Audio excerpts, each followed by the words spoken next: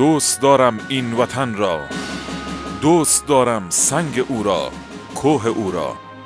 دوست دارم قلب خود را، خانه اندوه او را. دوست دارم این وطن را، خاک او را، ابرهای مست و هیبتناک او را، رودهای یاغی و بیباک او را، بر فراز کوه ساران آسمان پاک او را. دوست دارم این وطن را، لانه ویران او را،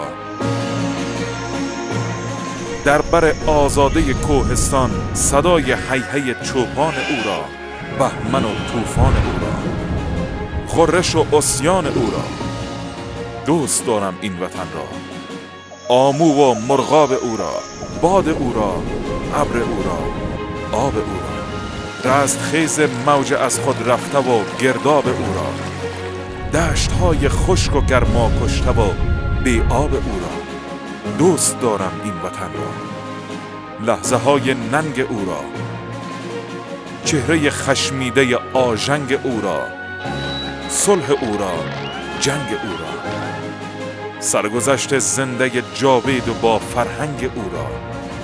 دوست دارم این وطن را، باز گردون تاز او را، در نبرد قهر و طوفان آیت اعجاز او را، بر فراز دور دست آسمان پرواز او را، بال بی آواز او را.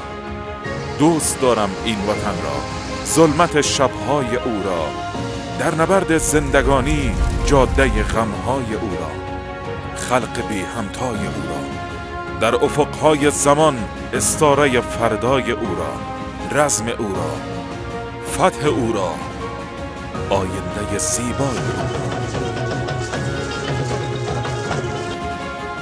دوست دارم